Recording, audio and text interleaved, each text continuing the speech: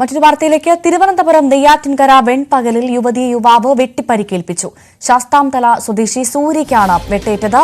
വെൺപകൽ സ്വദേശി സച്ചുവാണ് ആക്രമിച്ചത്. പരിക്കേറ്റ സൂര്യയെ നെയ്യാറ്റിൻകര ജനറൽ ആശുപത്രിയിലും തുടർന്ന് മെഡിക്കൽ കോളേജ് ആശുപത്രിയിലും പ്രവേശിപ്പിച്ചു. അരുൺ മോഹൻ നൽകും കൂടുതൽ വിവരങ്ങൾ. അരുൺ, ഇത്തരം സംഭവങ്ങൾ ആവർത്തിച്ചുകൊണ്ടേയിരിക്കുകയാണ്. ആദ്യം അറിയേണ്ടത് ഈ പരിക്കേറ്റ യുവതിയുടെ ആരോഗ്യനില എങ്ങനെയാണ്? ഒപ്പം ആ പ്രതിയെ പോലീസ് പിടിച്ചു.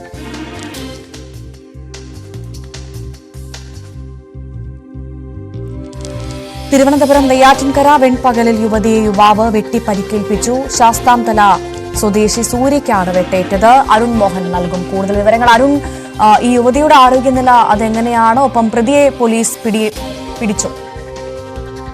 ഇന്ന് ഉച്ചയോടുകൂടിയായിരുന്നു ഇത്തരം ഒരു സംഭവം നാടിന് നടിക്കിയ മറ്റൊരു സംഭവം നെയ്യാറ്റിൻകരയിൽ അരങ്ങേറുന്നത്. ഈ പറയുന്ന വെൺപകലിന് സമീപത്തായിരുന്നു സംഭവം. സൂര്യ ഗായത്രി എന്ന 28-കാരിക്കാണ് വെട്ടേറ്റത്. നമുക്ക് മനസ്സിലാക്കാൻ അറിയുന്നത് യുവതിയുടെ നിലവിളി കേട്ടായിരുന്നു നാട്ടുകാർ പോലും അറിയുന്നത്. സംഭവ സമയം വീട്ടിൽ ആരും തന്നെ ഉണ്ടായിരുന്നില്ല. ഇയാളെ വെട്ടിപ്പരിക്കേൽപ്പിച്ചു എന്ന് കരുതുന്ന, ഇയാളെ അപായപ്പെടുത്താൻ ശ്രമിച്ചു എന്ന് കരുതുന്ന കുടങ്ങാവിള സ്വദേശി സച്ചുവിന് വേണ്ടി പോലീസ് അന്വേഷണം ആരംഭിച്ചിട്ടുണ്ട്. നെയ്യാറ്റിൻകര പോലീസാണ് അന്വേഷണം ആരംഭിച്ചിട്ടുള്ളത്. നമുക്ക് മനസ്സിലാക്കാൻ കഴിയുന്ന അടിസ്ഥാനത്തിൽ ഈ പെൺകുട്ടി ഭർത്താവുമായി പിണങ്ങി ഒറ്റയ്ക്ക് താമസിക്കുകയായിരുന്നു.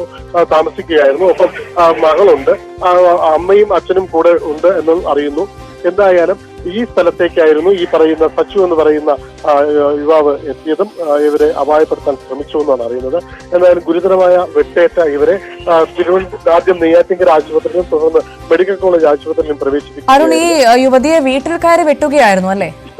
അതെ, വീട്ടിലെ ടെറസിന്റെ മുകളിൽ ആണ് ഈ ആദ്യം ഈ പറയുന്ന വെടിവലിയും അപകടവും ഉണ്ടായതായി നമുക്ക് മനസ്സിലാക്കാൻ കഴിയുന്നത്, ആക്രമണം ഉണ്ടായതായി മനസ്സിലാക്കാൻ കഴിയുന്നത്.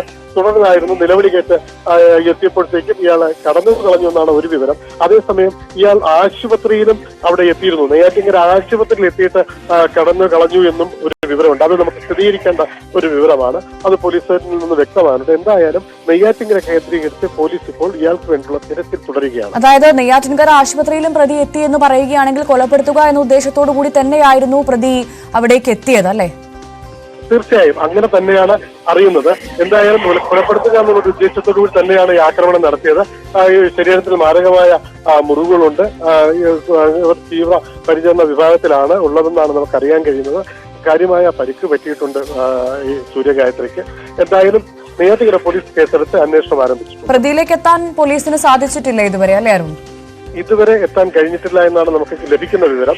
പക്ഷേ CCTV ഉൾപ്പെടെയുള്ള കേന്ദ്രീകരിച്ചുള്ള അന്വേഷണമാണ് ഇപ്പോൾ പോലീസ് ആരംഭിക്കുന്നത്. ഫോൺ രേഖകളും ഒക്കെ പരിശോധിക്കുന്നുണ്ട്. എന്തായാലും വരും മണിക്കൂറിൽ പ്രതികളിലേക്ക് എത്താൻ കഴിയുമെന്നുള്ള വിശ്വാസത്തിൽ പോലീസിനുണ്ട്. എന്തായാലും പോലീസ് പ്രതിക്ക് വേണ്ടിയുള്ള തിരച്ചിൽ തുടരുന്നു എന്ന് തന്നെയാണ് ഇപ്പോൾ പറയാനുള്ളത്. ഈ ആക്രമണം നടക്കുന്ന സമയത്ത് ഈ യുവതിയുടെ വീട്ടിൽ മറ്റാരും ഉണ്ടായിരുന്നില്ല, യുവതി ഒറ്റയ്ക്കായിരുന്നു. സമീപവാസികളാണോ ഇവരെ ആശുപത്രിയിൽ എത്തിച്ചത്? എന്താണ് അരുണിന് അറിയാൻ സാധിച്ചത്?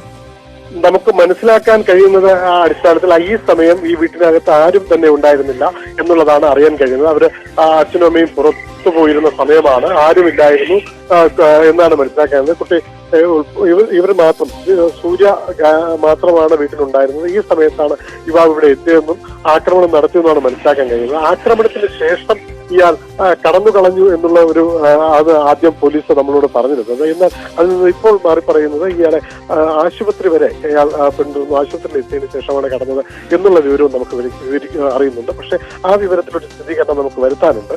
എന്നിരുന്നാലും ഈ സംഭവം നടക്കുന്ന സമയം സൂര്യഗായത്രിയുടെ വീട്ടിൽ ആരും തന്നെ ഉണ്ടായിരുന്നില്ല.